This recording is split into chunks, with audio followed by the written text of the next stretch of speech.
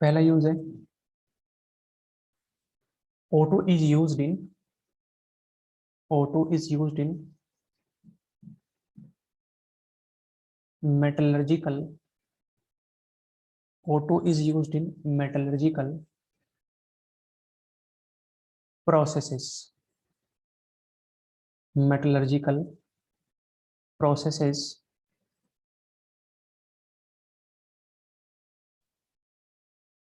metallurgical processes to remove the impurities to remove the impurities of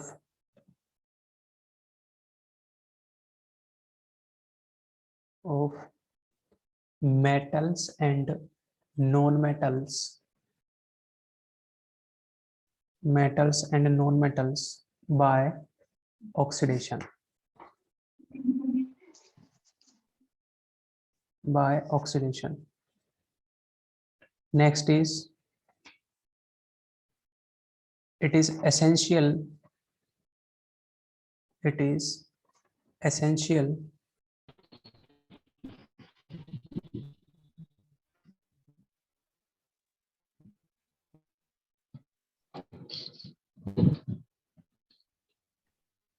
it is essential for life support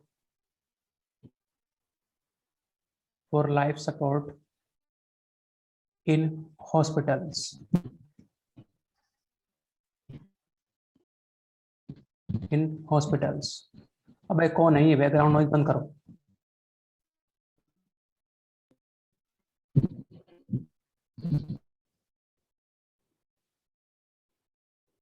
hospitals. Next है liquid oxygen is used liquid oxygen is used as a rocket fuel. Liquid oxygen is used as a rocket fuel.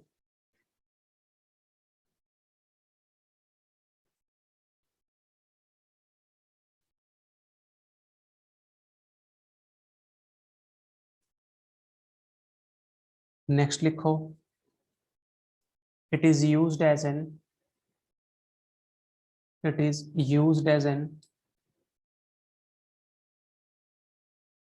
oxidizing agent.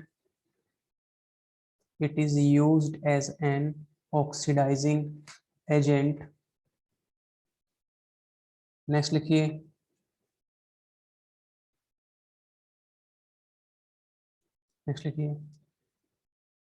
it is used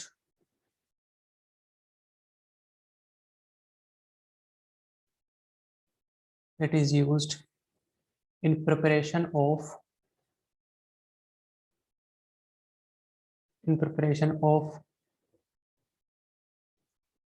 synthesis gas. और synthesis gas होती है आपकी carbon monoxide plus hydrogen का combination. Synthesis gas, इस gas को बनाने में इसका यूज किया जाता है. और जो लास्ट यूज है, यूजेस हैं ये uses of O2. Uses of O2 लिखवा रहा हूं. नेक्स्ट लिखो oxygen 18 isotope.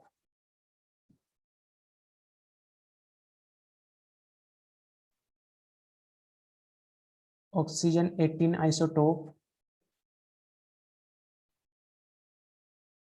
is used in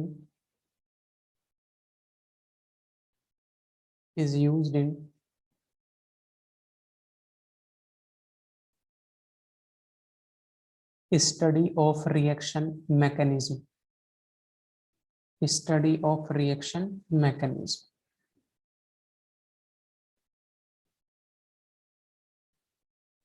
Reaction mechanism.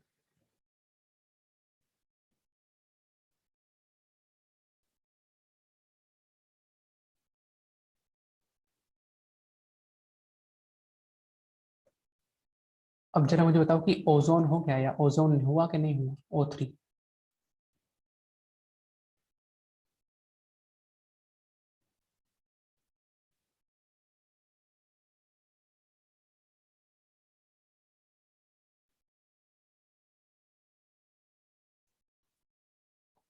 Ozone हुआ या नहीं हुआ, ये बताओ मुझे। मैं ये कह रहा हूँ कि जो ऑक्सीजन 18 आइसोटोप है, इसको हम यूज करते हैं स्टडी ऑफ रिएक्शन मैकेनिज्म। और वो कैसे करते हैं उसको तुम छोड़ो, केवल याद करने वाला पॉइंट है ये। रिएक्शन मैकेनिज्म को स्टडी करने में O8 आइसोटोप को यूज करते हैं। अब बताओ O3 हुआ या नहीं हुआ, ओजोन।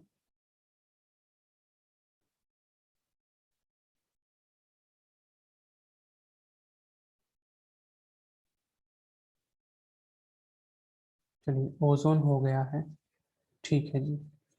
तो अब बात करते हैं हम लोग तो ये थे कुछ इसके बेसिक से यूजेस। ठीक, अब चलिए बात करते हैं कंपाउंड्स ऑफ सल्फर की।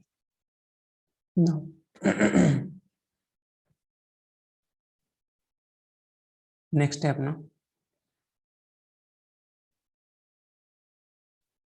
हाँ तो उसमें इतना ही है, बाकी जो एनसीईआरटी में गिवन है थोड़ा बहुत एनसीईआरटी पढ़ेगी उसके लिए। जो बहुत ज्यादा इंपॉर्टेंट है जिसको लिखवाना ही पड़ेगा वो मैंने लिखवा दिया थ्योरी आपको, बाकी एनसीईआरटी से करना है जी। कुछ पॉइंट्स हैं। चलिए अब आगे बढ़ते हैं। देखिए नेक्स्ट है अपना कंपाउंड्स ऑफ सल्फर, और उनमें सबसे पहला है SO2, that is sulphur dioxide. अब अगर मैं इसकी प्रिपरेशन की बात करूं, अगर हम इसकी प्रिपरेशन की बात करें, देखिए पहली बेसिक प्रिपरेशन है, या बेसिक सी जो प्रिपरेशन इसकी हो सकती है, बर्निंग ऑफ सल्फर। सल्फर की बर्निंग से कैसे करेंगे, सल्फर बर्न करने के लिए किसकी रिक्वायरमेंट है, O2 की। क्या हो जाएगा यहाँ से SO2। तो एक तो ये इसकी प्रिपरेशन हो सकती है। दूसरा है अपने पास metal sulphate plus dilute HCl और डाइल्यूट सल्फ्यूरिक एसिड। अगर हम मेटल सल्फेट, कोई भी मेटल सल्फेट हो, उसकी रिएक्शन डाइल्यूट HCl और डाइल्यूट सल्फ्यूरिक एसिड से करवाते हैं, लाइक Na2SO3। ओके सॉरी, मैंने यहाँ पे बेटा सल्फेट लिखा, ये होगा आपके पास सल्फाइट। सल्फाइट Na2SO3, क्योंकि हमें SO2 चाहिए, और यहाँ पे हमने मान लिया कि लेटस से हमारे पास है HCl, तो यहाँ से बनता है अपने पास NaCl प्लस यहाँ से बन जाएगा आपके पास SO2 गैस। अब मैंने यहाँ से सल्फेट या सल्फाइड का कैसे पता करना, देखिए सल्फाइड जो होता है वो होता है SO3 2-, तो सल्फाइड के अंदर जो ऑक्सीडेशन नंबर है कितनी है, वो +4 है सल्फर की। तो यहाँ पे इसलिए मैंने SO2 में भी सल्फर की ऑक्सीडेशन नंबर कितनी, +4, तो इसलिए क्या लिया गया यहाँ से, सल्फाइड। सल्फाइड और सल्फेट होता है SO4 2-, उसकी ऑक्सीडेशन नंबर होती है प्लस यहाँ पे सल्फर की 6। लेकिन हमें वो कंपाउंड लेना है, वो सोल्ट लेना है बेसिकली, जिसके अंदर ऑक्सीडेशन नंबर क्या हो, सेम हो। तो कंडीशन ये बन गई यहाँ से कि Na2SO3 और डाइल्यूट HCl से अगर हमने रिएक्ट करवाया तो NaCl बना प्लस SO2 बना, और ये तो ऑब्वियस है कि यहाँ से हाइड्रोजन गैस भी बाहर निकल जाएगी। लेकिन प्रिपरेशन हमें इसके लिए रिक्वायरमेंट थी, तो मैं यहाँ पे लिख देता हूँ जनरली अगर एनी मेटल सल्फाइड हो और उसको आप डाइल्यूट HCl या डाइल्यूट सल्फ्यूरिक एसिड से ट्रीट करेंगे, तो अपने पास बनता है SO2 gas, sulphur dioxide gas. तीसरी प्रिपरेशन की बात करें, तीसरी प्रिपरेशन है FeS2। FeS2 का हमने O2 से रिएक्शन करवाई in presence of heat. FeS2 की रिएक्शन करवाई हमने O2 से इन प्रेजेंस ऑफ हीट, तो यहाँ से बनता है आपके पास FeO प्लस यहाँ से sulphur dioxide, FeO plus sulphur dioxide. तो ये दो तीन प्रिपरेशन है, उसमें से सबसे इंपॉर्टेंट आपके लिए ये साबित होने वाली है। ठीक है, तो इतना कॉपी करो, कोई डाउट है तो पूछो, इतना कॉपी करके रिप्लाई करो। यह है आपको याद करवाने के लिए। इनफैक्ट इसको अब मैं लैब मेथड बोल सकता हूँ। ठीक है, अब इसको मैं लैब मेथड बोल सकता हूँ, जो मैंने छोटा सा चेंज किया है उसके अकॉर्डिंग। वो ऐसे कि यहाँ से केवल आप इतना ध्यान दीजिए, SO3 2- है इसमें, SO3 2-, यहाँ से ले लो आप H पॉजिटिव, तो H पॉजिटिव और SO3 2-, यहाँ से दोनों कंबाइन हो गए। मान लीजिए यहाँ से दोनों कंबाइन हो गई, याद करवाने के लिए समझा रहा हूँ। H पॉजिटिव और SO3 2 नेगेटिव, यहाँ से कंबाइन होने के बाद बना लिया H2SO3, H2SO3, और इस H2SO3 में से आपने एक मॉलिक्यूल H2 बाहर निकाल दिया, एक मॉलिक्यूल बाहर निकाल दिया H2, और जो बच गया वहां से क्या बाहर निकाल दिया है SO2, H2 बाहर निकाल दिया, ये रहा, और दूसरा क्या बाहर निकाल दिया SO2। रही बात NaCl की, तो NaCl कहाँ से बनेगा, अगर आप यहाँ से Cl नेगेटिव लेंगे, यहाँ से Na लेंगे, तो NaCl तो फॉर्म हो जाएगा। इसलिए हम इसको बोलते हैं कि this one is a lab method. तो लैब मेथड में आपके पास, ठीक है, अगर आपने कोई भी सल्फाइड लिया है और डाइल्यूट एसिड लिया है, तो H2 की जगह, H2 हाइड्रोजन गैस की जगह क्या बाहर निकलता है यहाँ से H2, बिकॉज ये दोनों क्या करते हैं आपस में कंबाइन हो जाते हैं, और कंबाइन होने के बाद जैसे ही ब्रेक होते हैं तो यहाँ से H2 और SO2 दोनों ही सेपरेट होते हैं। एक तो ये छोटा सा पॉइंट है बेटा, जिसको आप अब आप इसको लैब मेथड बोल सकते हैं, इसको आप लैब मेथड बोल सकते हैं। अच्छा, दूसरा है यहाँ से FeS2, ठीक है, इसको बोलते हैं हम फूल्स गोल्ड, इसको बोलते हैं फूल्स गोल्ड। अब फूल्स गोल्ड क्यों बोलते हैं, ठीक है, ये पढ़ाया जाएगा आपको मेटलर्जी में, मेटलर्जी में आपको ये पढ़ाया जाएगा क्यों इसको हम फूल्स गोल्ड बोल रहे हैं। ये दो पॉइंट छोटे छोटे नोट कर लो, एक तो है लैब मेथड, दूसरा क्या है यहाँ से फूल्स गोल्ड। और ऑक्सीडेशन इसमें हमने किया है, या फिर हम इसको बोल रहे हैं O2 की प्रेजेंस में हीट किया है, तो O2 की प्रेजेंस में हीट करने को हम बोलते हैं रोस्टिंग, इसको हम बोलते हैं रोस्टिंग। तो ये दोनों ही मेथड हमारे लिए इंपॉर्टेंट है, इसको कॉपी करो, फटाफट से रिप्लाई करो, फिर आगे बढ़ते हैं।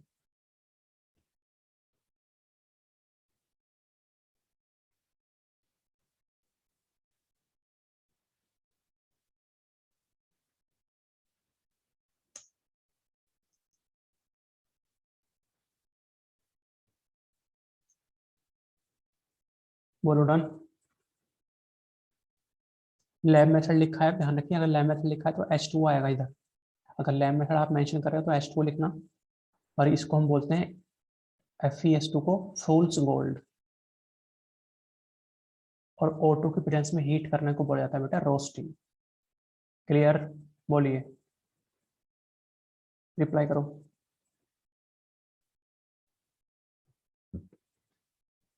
ठीक है जी, तो ये इसकी कुछ प्रिपरेशन है। अब चलते हैं थोड़ा सा आगे, बात करते हैं आगे बेटा प्रॉपर्टीज की, बात करते हैं इसकी प्रॉपर्टीज की। तो जो SO2 है, ठीक है, ये गैस है, और ये गैस होती है आपके पास कलरलेस,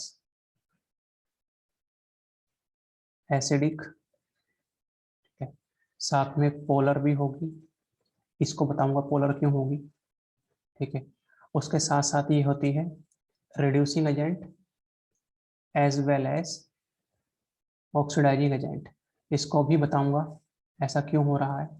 और नेक्स्ट ये होती है आपके पास, इसकी स्मेल होती है बेटा sulphur,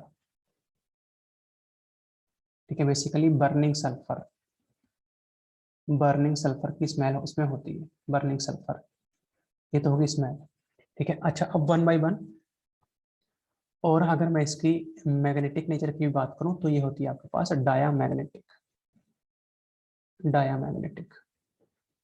now coming to its polar nature, polar nature का मतलब ये है, ठीक है, कि जो SO2 है उसकी सबसे पहले आप स्ट्रक्चर बनाइए, और सल्फर के केस में आउटर मोस्ट में होते हैं अपने 6 इलेक्ट्रॉन, तो 6 में से, ठीक है, सल्फर ने दो डबल बॉन्ड बना लिए, और उसका कितने इलेक्ट्रॉन बचे आपके पास, देखो 1 2 3 4, 4 इलेक्ट्रॉन यहाँ यूज किए, 5 6, इसका मतलब एक लोन पर ये बचा हुआ है, तो हाइब्रिडाइजेशन कितना है इसका 1 2 3, sp2, और अगर sp2 है तो क्या शेप है, ये बेंट शेप है, बेंट और एंगुलर, ठीक है। उसकी वजह से, इस शेप की वजह से ये सल्फर से ऑक्सीजन इलेक्ट्रॉन इस डायरेक्शन में खींचेगा, और यहाँ से इस डायरेक्शन में खींचेगा, तो नेट जो आएगा वो इसका डायपोल मोमेंट इस डायरेक्शन में आने वाला है, ठीक है, इधर से खींचा इधर से खींचा, तो नेट जो आएगा इसका डायपोल मोमेंट इस डायरेक्शन में आएगा, इसको लिख लेता हूँ मैं म्यू नेट, और जैसा कि आप चेक कर पा रहे हैं म्यू नेट जो होगा इज नॉट इक्वल टू 0। भाई मैंने ये कहा कि एक फोर्स इधर लगा, एक फोर्स इधर लग रहा है यहाँ से, ठीक है, तो नेट जो है इन दोनों के मान लो बीच में आ रहा है, ठीक है, तो इसको आप क्या बोल रहे हो म्यू नेट, ठीक है। ये इधर है, और म्यू नेट होता कितना है, म्यू नेट कितना होता है, वो होता है μ1 square plus μ2 square plus 2 μ1 μ2 cos theta, और थीटा कितना होगा, ये बॉन्ड एंगल, और μ1 μ2 आपस में बराबर ही होंगे। तो ये जो म्यू नेट है, ये जो म्यू नेट है, ये म्यू नेट इस केस में नॉन जीरो होता है, इस वजह से ये क्या होती है, पोलर। इस वजह से ये क्या होगी, पोलर। पोलर का मतलब dipole moment is not zero. Coming to this point, reducing as well as oxidising agent, जो SO2 है इसमें सल्फर +4 ऑक्सीडेशन नंबर में है, ठीक है। तो ये +4 से +6 में जा सकता है, जो कि क्या हो सकती है, मैक्सिमम हो सकती है, मैक्सिमम ऑक्सीडेशन नंबर। और +4 से -2 तक भी जा सकता है, ठीक है। एग्जाम्पल के लिए H2S, एग्जाम्पल के लिए H2S, ठीक है। तो ये दोनों, ये +4 जो है बीच में कहीं लाई करते हैं, तो मैंने आपको बताया था एक दिन, ठीक है। ये क्या है, मैक्सिमम ऑक्सीडेशन नंबर, ये क्या है, मिनिमम ऑक्सीडेशन स्टेट। तो यहाँ जो भी वैल्यूज हैं, ठीक है, इसको क्या बोलते हैं, इंटीग्रेशन रूल। जो भी यहाँ वैल्यूज हैं वो कैसे बिहेव करेंगे, as a reducing agent plus oxidising agent. ये वाली कैसे बिहेव करेगी, only as a oxidising agent, और ये कैसे बिहेव करेगी, only as a reducing agent. इस वजह से ये, बिकॉज इंटरमीडिएट ऑक्सीडेशन नंबर में, तो कैसे बिहेव करती है, अगर +4 से +6 में गई तो क्या होगा, रिड्यूसिंग एजेंट। +4 से -2 में गई या फिर कम में गया तो कैसे होगा इसका बिहेवियर, ऑक्सीडाइजिंग एजेंट। तो ये है इसका बिहेवियर।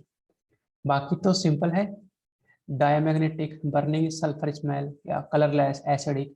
अच्छा, एसिडिक क्यों होता है, एसिडिक देखिए, एसिडिक इसलिए कि जब आप SO2 में अंदर वाटर ऐड करेंगे, वाटर ऐड करते हैं, तो ये आपको एक एसिड बना कर देती है, दैट इज H2SO3 +4, ठीक है।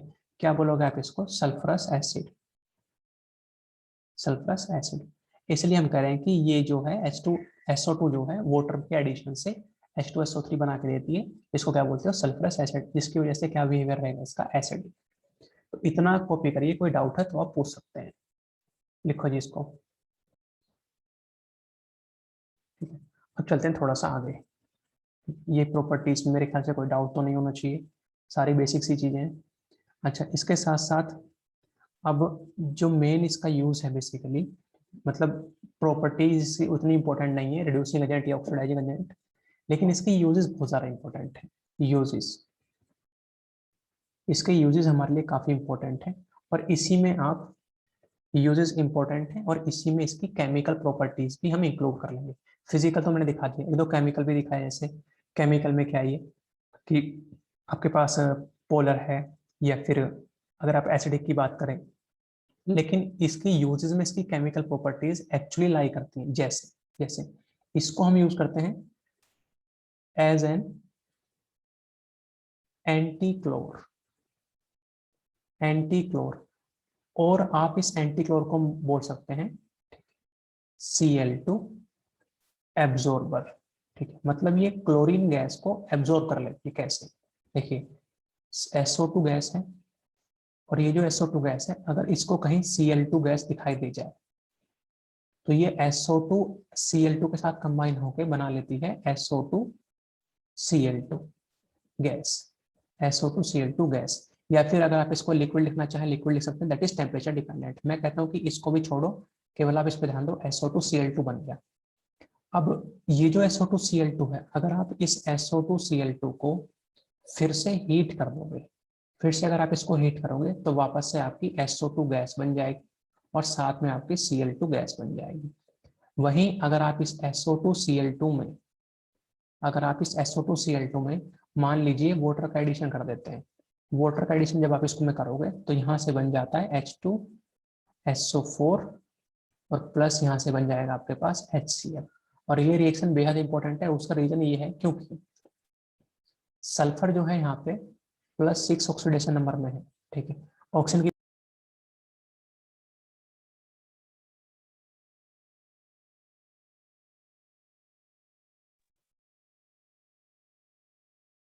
तो मैं ये कह रहा था कि यहाँ से जो SO2 Cl2 है, ठीक, अगर उस पे अंदर हम वाटर ऐड कर दें, H2SO4 बनता है, साथ में HCl बनता है।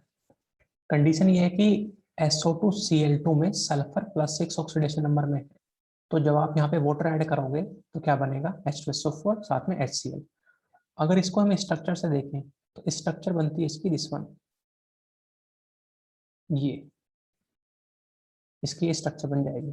अच्छा, वाटर मॉलिक्यूल है HOH, तो यहाँ से जब आप इसको ब्रेक करोगे, यहाँ से ब्रेक करते हो तो ये नेगेटिव चार्ज, ये क्या बनेगा, पॉजिटिव चार्ज, क्योंकि Cl की जो इलेक्ट्रोनेगेटिविटी है, Cl की जो इलेक्ट्रोनेगेटिविटी है वो ज्यादा कैसे, सल्फर से।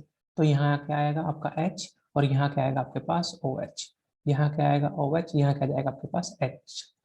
तो ये बन गया आपके पास इतना फ्रेगमेंट H2SO4, बाकी HCl। तो हम इसको बोलते हैं एंटी क्लोर।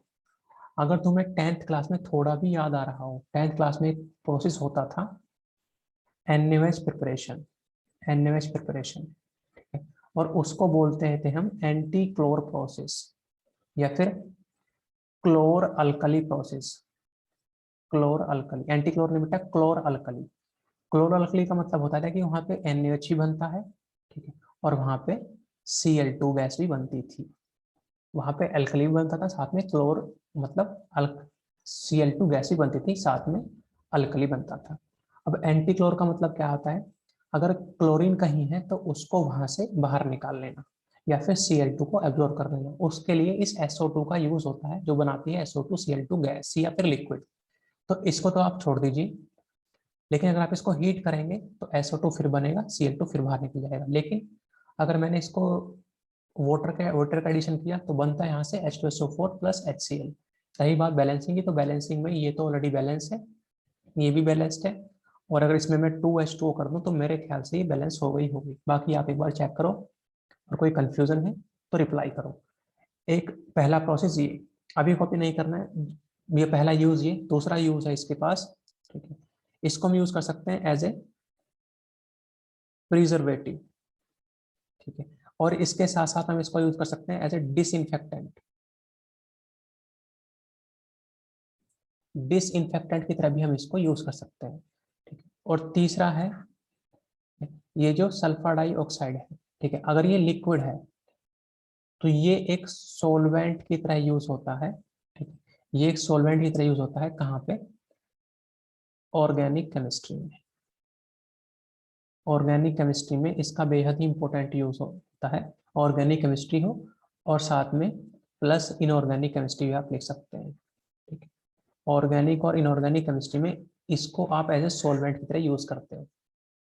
तो ये कुछ इसके मेन यूजेस हैं। उसमें से जैसा कि आप देख पा रहे हैं SO2 प्लस Cl2 में अगर हम लोग बात करें तो इसका बिहेवियर क्या हुआ, देखो ऑक्सीडाइज, ये Cl2 में ऑक्सीडेशन नंबर 0, Cl की इसकी कितनी है, +4, तो यहाँ से +6 में गया, तो कैसे बिहेव कर रहा है, +4 से +6, तो कैसे बिहेव कर रहा है, एज ए रिड्यूसिंग एजेंट। और ये कैसे बिहेव कर रहा है, as an oxidising agent, as an oxidising agent. तो यहाँ से भी इसकी एक प्रॉपर्टी आप बोल सकते हैं कि ये क्या है, रिड्यूसिंग और ऑक्सीडाइजिंग एजेंट दोनों की तरह से बिहेव कर सकता है, जिसमें से एक प्रॉपर्टी मैंने आपको यहाँ पे दिखा दी। कौन सा बिहेवियर है इसका, रिड्यूसिंग एजेंट या फिर रिड्यूसिंग बिहेवियर, आप यहाँ से भी आइडिया लगा सकते हैं। तो ये कुछ यूजेस हैं, इतना कॉपी करिए, कोई डाउट है तो पूछ सकते हैं। नेक्स्ट है sulphur trioxide, trioxide, sulphur trioxide, तो ये है आपके पास SO3। ना बेटा, इसकी प्रिपरेशन अगर हम लोग बात करें, इसकी प्रिपरेशन की, तो इसकी प्रिपरेशन करते हैं with the help of H2SO4, और साथ में मान लीजिए P2O5 है या फिर P4O10, बेसिकली दोनों सेम ही होते हैं। इसका यूज पता होना चाहिए कैसे काम करता है, डिहाइड्रेटिंग एजेंट, डिहाइड्रेटिंग एजेंट। ना, जब हम यहाँ से वाटर मॉलिक्यूल बाहर निकालेंगे, देखिए इसको लिख सकता हूं मैं बेसिकली कॉम्बिनेशन ऑफ SO3 और साथ में H2O, इन दोनों कॉम्बिनेशन इसको हम लिख सकते हैं, क्योंकि H2O प्लस SO3 H2SO4 ही बनने वाला है। तो ये P4O10, ठीक है, इस वाटर को यहाँ से कंज्यूम करेगा, और जब कंज्यूम करेगा तो बना लेगा ये आपके पास H3PO4, और यहाँ से ठीक है ये बन जाएगा आपके पास SO3। Now S for balancing, अगर बैलेंसिंग की हम लोग बात करें तो H2SO4 है, P4O10 है, तो यहाँ से आप बैलेंसिंग के लिए SO3 है, ठीक है, तो 6H2SO4 हो जाएगा, क्योंकि इसमें 6 वाटर मोल की रिक्वायरमेंट हमें होने वाली है। और H3PO4 कितना बनेगा, ये आपका 4, और ये क्या बनेगा आपके पास 6SO3, क्योंकि एक P4O10 के हाइड्रोलिसिस के लिए 6 वाटर मोलिक्यूल की रिक्वायरमेंट हुआ करती है, ये ऑलरेडी आपको मैं बता चुका हूँ। तो एक पहली प्रिपरेशन तो ये है। दूसरी प्रिपरेशन अगर हम लोग बात करें, मान लीजिए अपने पास है Fe2SO4 का थ्राइस, SO4 का थ्राइस, तो ये जो आयरन है कितनी ऑक्सीडेशन नंबर में है, +3, because this one is sulphate पे कितना चार्ज, -2, तो कितना हो जाएगा 2x - 6 = 0, तो x कितना +3 फेरिक।